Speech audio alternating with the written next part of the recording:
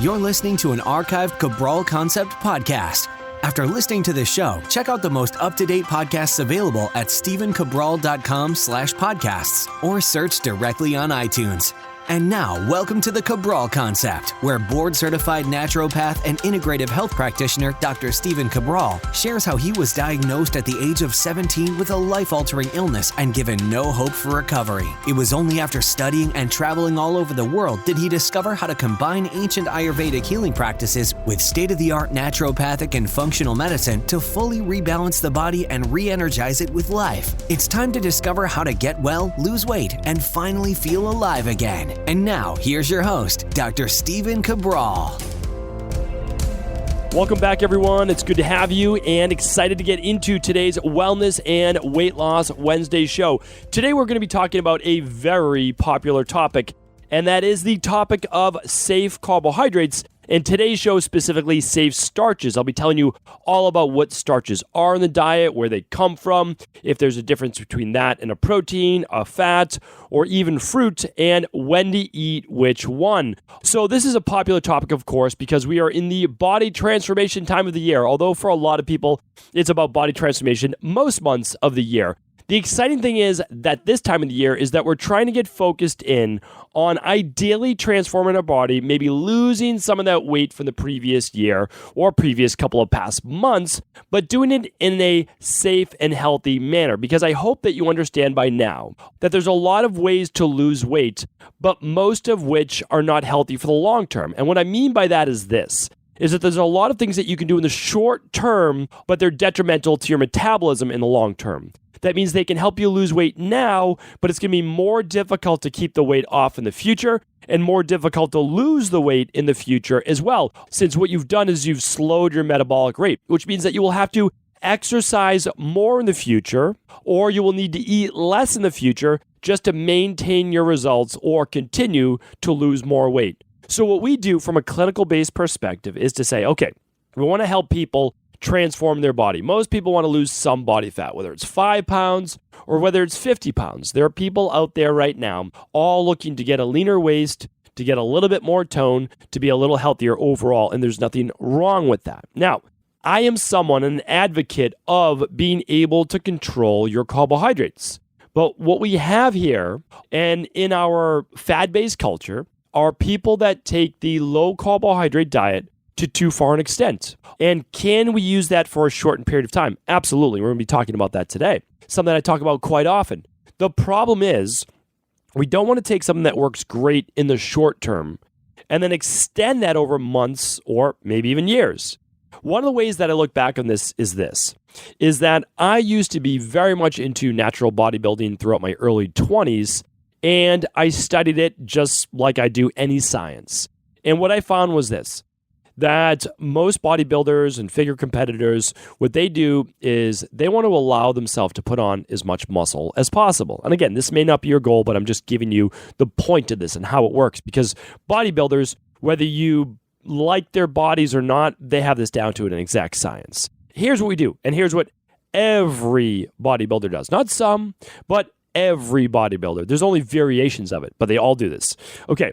So what I did was, of course, I studied this like I would study any of my textbooks because that's the kind of person that I am. So I studied it as a science and I said, okay, what are we doing? Well, what we're doing is we're creating an absolute surplus. And that surplus is not just coming from protein. It's actually coming from carbohydrates. And the reason it's coming from carbohydrates is because if you do a really hard workout, your body, it needs the amino acids, but it also needs the glycogen. And the reason is as you start to build back up muscle tissue contains glycogen. It contains glucose, basically sugar. And along with that, along with the glucose, it grabs onto water-based molecules, and your muscles are about 72% water. Well, makes sense, right? So you want your muscles to look as full and big as possible. Again, this is not brought over the entire population. I'm just showing you what it's like in bodybuilding. And so what you would do is you would get your protein, but when you're trying to add more muscle, a lot of times we would add more carbohydrates. Yes, you'd already have your protein up there, but we would add more carbs. And those carbs would allow the muscles to become more full, and it would actually allow you to use both what's called the anaerobic and aerobic based exercise capacity. or system. And so that would allow you to lift as much weight as possible. Because when you are in the anaerobic system, your body would prefer to use lactic acid-based metabolism or glucose. So this is exactly how it works. And so that's what we did. Now, it's probably not going to surprise you, but when a bodybuilder or figure competitor or anyone else is trying to get lean, what they do is they increase their cardio. That can be from intervals, but it's also always from regular steady state cardio as well. And I know that seems crazy, and I got away from it for probably about a decade, from let's say like 2005, not quite that long, to 2005 to like 2013, 14. Because it was all intervals, like that's what it's all about. But bodybuilders understood, and they do to this day, that doing some fasted cardio, even if it's just walking, like on an incline, first thing in the morning or in a fasted state, helps them to burn more body fat, and it doesn't catabolize very much, if any, muscle tissue. And obviously that's a huge goal, hopefully, of everyone, because that goal will allow you to keep your metabolism boosted, which will allow you to eat more food without gaining any weight. That's important for all of us. So now what they're doing, though, they have their cardio, they have their intervals, no doubt about it. But what they're doing right now is they're beginning to slowly decrease their carbohydrates. So they're never going to decrease their carbohydrates more than they have to. That's a key. So that's a huge key takeaway of today's show. Never decrease your carbohydrates, and I'll teach you which ones in a moment, more than you have to. Because if you decrease your carbs more than you have to, you're going to get yourself into trouble in the long term. So what bodybuilders do is somewhere between 12 and 16 weeks out. Again, this varies per person depending on how far they are away from their weight. I've done this with mixed martial artists for martial arts. I've done this for bodybuilders. I've done this for figure competitors. I've done this for pretty much celebrities, pretty much anyone out there. And so what we do is, depending on how much weight they have to lose, I do a very simple calculation, and I'm looking to help them get to their ideal body fat percentage. Not weight, but percentage. So what I'll do is I'll take any bodybuilder, fitness competitor, or celebrity out there, and I'll say, okay, right now you're 16% body fat, and you want to be at, I don't know, let's just say it's 8%. Okay, so I'm going to take that 8%, right? And I know if they weigh, I want to do easy math for myself. I don't want to make things difficult today. So let's say they weigh 200 pounds. So I know 8% of 200 pounds is 16 pounds I have to help them to lose. Okay, well, my goal is to help them to lose 1% per week. So if I had to help them lose 2 pounds per week, right? They had to lose 8% because I wanted to get down to 8%. This is an arbitrary example, by the way. Then I would need to start them out at approximately 8 weeks out. I'll typically give one additional week as a little bit of a buffer. So that's what I do. And again, a person, let's say I'm working with a celebrity, and this is a real life example, and this female right here is 21%, which, by the way, is not that high for women. That's not that high. So it just depends on how your body's carrying that weight. That's very important to look at. And they want to get down to a safe spot of right around 13 or 14%. Once we get below that body fat percentage for women, there's going to be some real issues with the body, all right? Women can start to get into more of a survival-based state in terms of their hormones. They can start to lose their period, called amenorrhea, and it's not great for overall long-term thyroid health as well. But remember, if you see what I'm doing this as a cycle. This is going to make sense when I get into safe starches in just one moment. So what we're doing right now is we are actually helping this person now go from 21% down to 13%.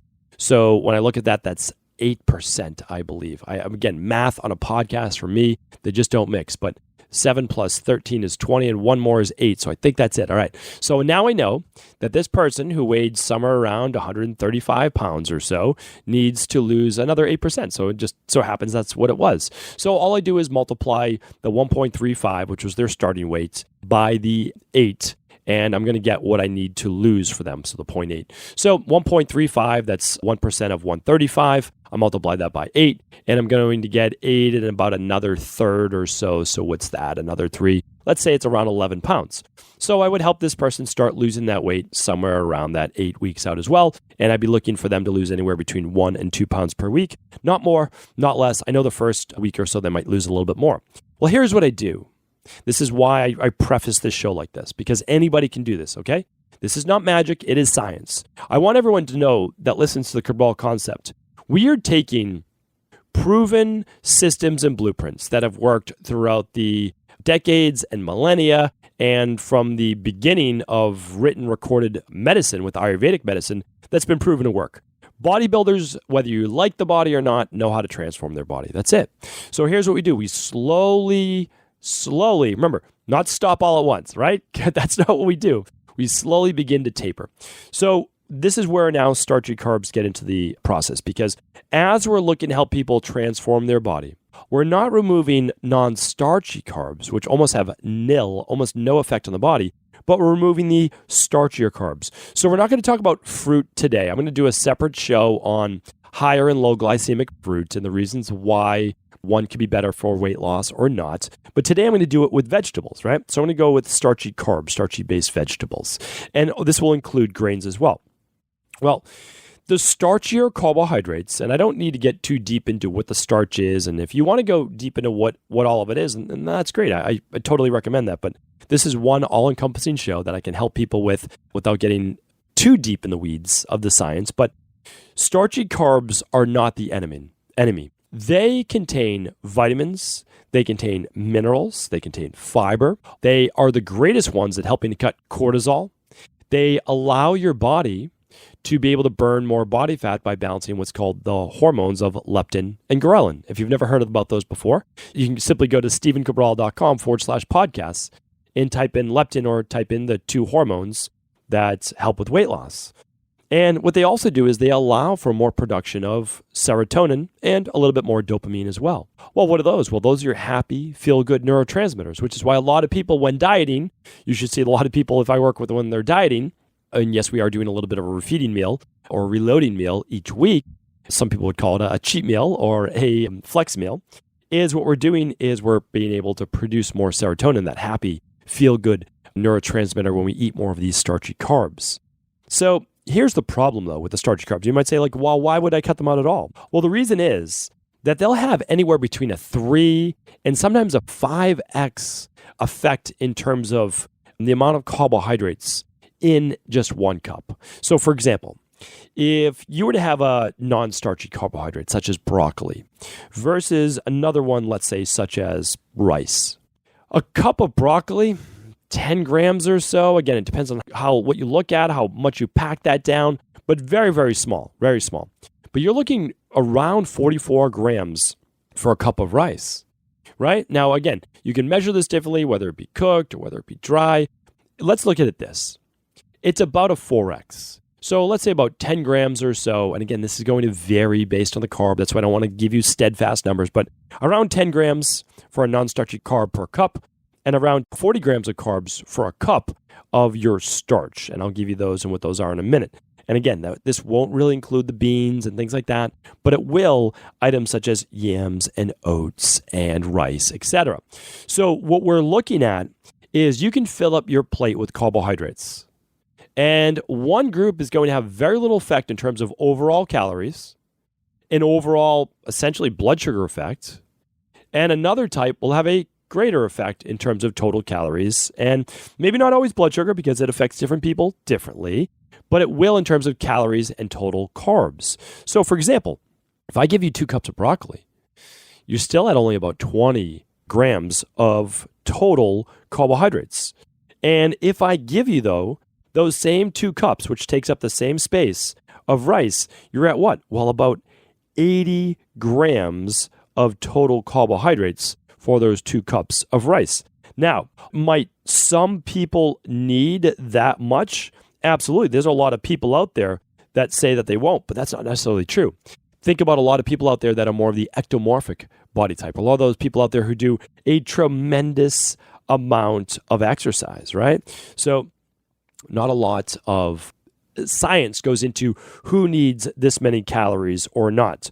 So let's go over that right now, because I also want to explain that the information we give to certain populations is always going to be different. And that's why I do want you to understand this thing called bioindividuality, is that some people are going to need more of the starch and some will need more of the non-starchy vegetables. But that does not mean the volume of your plate should not be at least half to even 75% vegetables for each meal. This is something that I teach in the Integrative Health Practitioner program. It gets a lot of confusion out there because a lot of people confuse the amount of carbohydrates you're having with meaning the number of grams you're supposed to have per day. It's very different between volume on a plate and grams of carbs. As you just saw in this example, 2 cups of broccoli, only around 10, 12 grams of total carbohydrates. Sorry, 1 cup equals 10 or so grams to 12 grams.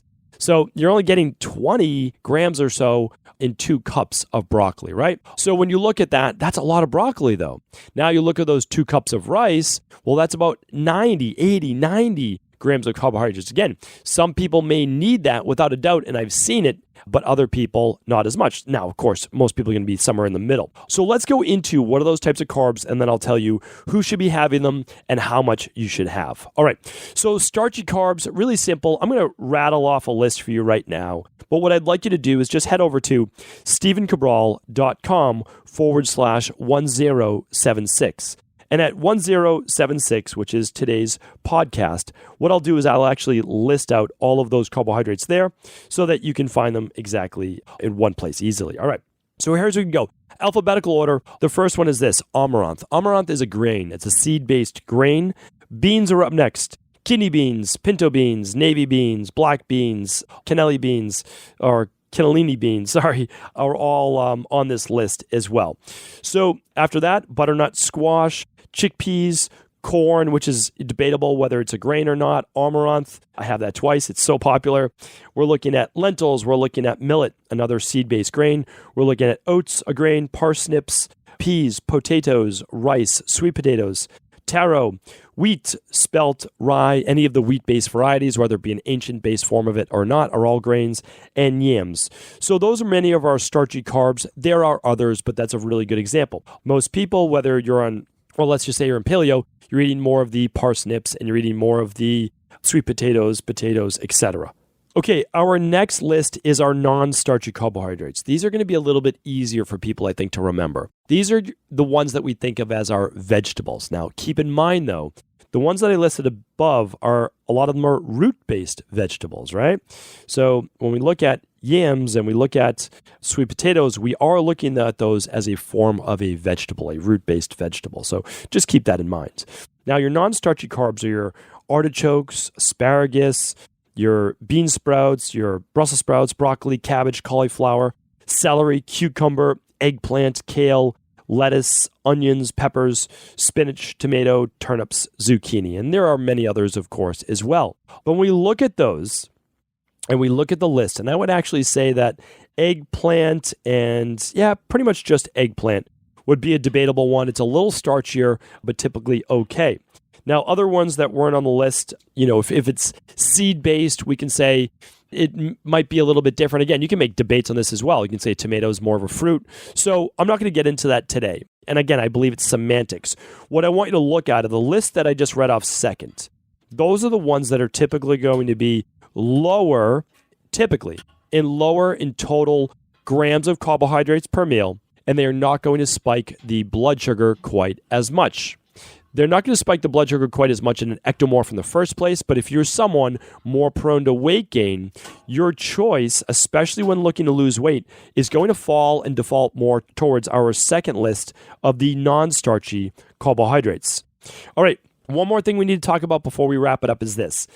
There's something called resistant-based starch. A lot of people have been asking me about this lately, so I do want to answer the question, but I don't really believe that it deserves its own show, so I need to add this into this show, and this is important because the resistant-based starch comes from more of the starchier-based carbohydrates.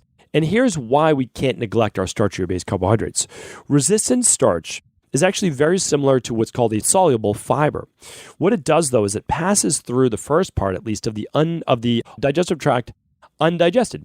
And it's allowed then to be able to be broken down by beneficial gut bacteria further down in the digestive tract. Many of those are the bifidoform of the bacteria. Well, what this does is it actually allows us to produce something called short-chain fatty acids. We can use these for energy, but we can also use them, and we can use all of the beneficial bacteria in resistant starch to help with a number of health-based conditions, hopefully that you never have.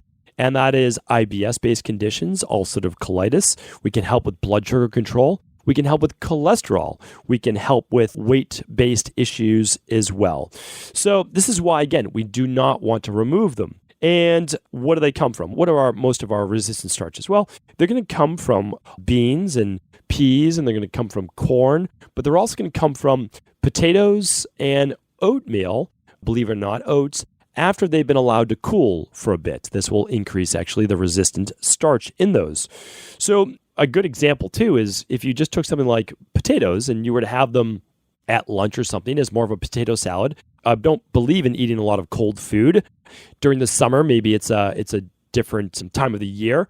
And my smoothie, I'm not drinking it when I first just blended. I'm allowing it to get not exactly room temperature, but it's just not ice cold. That's all. And again, this is different if you're sweating and you're hot, and that balances the pitta, right? So it's again, I could come up with a million different contradictions. What we're looking at with this though is when you allow a food like potatoes or even like oatmeal, it can actually create about 5 times more resistant starch when it's allowed to cool. So something interesting to look at. And why would it be beneficial? Well, all the reasons above: the cholesterol, the weight gain issues, the blood sugar, the ulcerative colitis, and digestive issues. So really great overall. One other thing, I know a lot of people have issues digesting beans. As I always say about this, if you cannot break down beans, or you can't break down chickpeas, or you can't break down dal or lentils, a lot of times it's because of candida overgrowth or small intestinal bacterial overgrowth.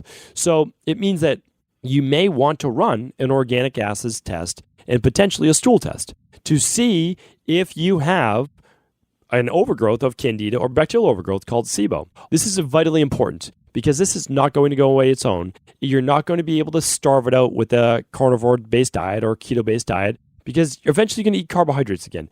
Everybody does. And when you do, it's going to start to overgrow again because you haven't rebalanced the microbiome. Now, you could do something like our candida and bacterial overgrowth protocol, but you're also welcome to test first. Because being able to eat some beans, now whether you sprout them or you turn them into a soup, or you buy split mung beans or you buy bean sprouts, all of those are great. Those will make them easier to digest, and that's absolutely great too. Cuts down on the phytic acid, and it even cuts down on some of the lectins and fructose as well. So you're still welcome to do that, but again, there's a lot of benefits to them. So here's the bottom line. You need both the starchy carbohydrates, the yams, the sweet potatoes. If you never want to eat grains, that's totally your prerogative. But most people in my practice, after we've repaired their gut, after we've rebalanced their immune system, even if they have autoimmune issues, even if they have all sorts of issues, they're still able to eat grains. We don't do a lot of the smaller seed-based grains, but in my practice, we allow people to have rice, we allow people to have oats. Once they're healthy, once they're balanced, that's absolutely something that we do. We know that it can be beneficial for the immune system. We know it can be beneficial for the gut bacteria.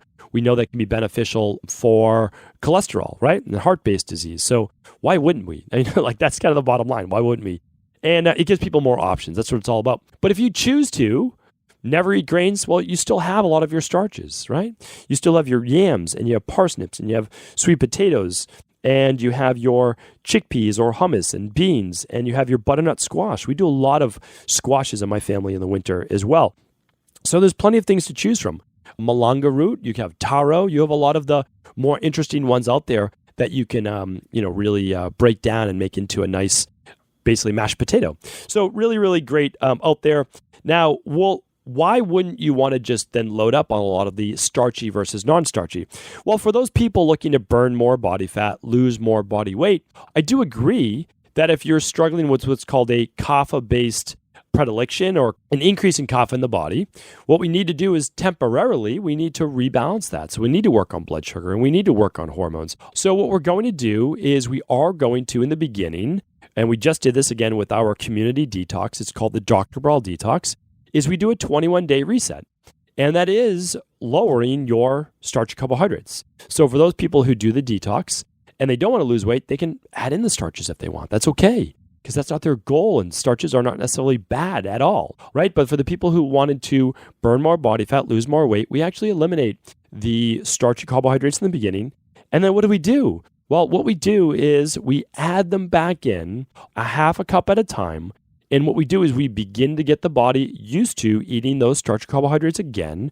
We feed the good gut bacteria. We start to slowly boost those and rebalance those leptin and ghrelin-based levels. We are going to boost serotonin levels, which will help with sleep, and that will help with blood sugar as well. And we find a person's carbohydrate tolerance. So it's actually quite easy. what we'll do is we'll add in a cup of berries or so with their breakfast or breakfast smoothie. And at lunch, we'll just add a half a cup. That's it. A half a cup of a sweet potato or a half a cup of some other type of starch, right? But that's in addition to a cup or two of non-starchy vegetables, right? Which we are unlimited, essentially. We're only limiting those to maybe 2-3 cups just for digestion. And when that's not a problem, they can honestly have as much as they'd like to make sure they're satiated. And that's in addition to protein and a healthy fat. So there's going to be so much fiber and there's going to be protein. So it's going to slow down any digestion of those starchy carbs. So blood sugar regulation is not going to be an issue from the starch. A lot of people don't understand this, but it's something that's very important to look into. And that is this. That's understanding that a ton of meat at one meal will spike your blood sugar more than carbohydrates. So, that's really important to look into. Starchy carbohydrates, non-starchy carbohydrates. So when you look at that, you have to understand what we're looking at because whey protein is basically all protein, right? And if you look at a big steak, higher glycemic load on the steak, those are going to spike your blood sugar as well. So let's just be cognizant of what we're really giving for recommendations out there. So this is important for those people who say, I can't eat those starchy carbs because I get bloated. Remember, organic acids test, stool-based test. And for those people that have difficulty eating any carbohydrates, I can't recommend to you enough looking at your thyroid adrenal hormone levels as well as those gut-based tests to figure out what's going on with your metabolism, what's going on with your adrenals, what's going on with your thyroid that you're not able to properly regulate metabolism. So remember, there's always an answer out there. Hopefully this helps you. And if you have any questions, feel free to write in at Ask Cabral or ask in our community group at cabralsupportgroup.com. Thank you so much for tuning in. And as always, please do feel free to share this show with anyone you believe it could serve. Are you ready to heal yourself and then go on to heal others? If so, the Integrative Health Practitioner Institute can help you discover proven functional medicine protocols that blend the best of 7 different healing disciplines from around the world. I personally share with you the exact handouts and protocols I use in my private practice that enable people to get well, lose the weight, and live longer, stronger. I want to pass this information on to the next generation of health coaches, and that is exactly why I created IHP. We are the future of the health coaching industry, and the skills and knowledge you will learn will make you an in-demand certified health coach anywhere in the world. Although we have many medical professionals taking the IHP certifications, no experience is necessary, and half our members have no previous health certifications. At the Integrative Health Practitioner Institute, our motto is a health coach in every home. Our goal is that you take this knowledge and then share it with family, friends, loved ones, your community, or in a practice where you create a career you love and can be proud of. The global IHP community is filled with some of the most kind and caring people in the world, and we can't wait to welcome you into our world soon.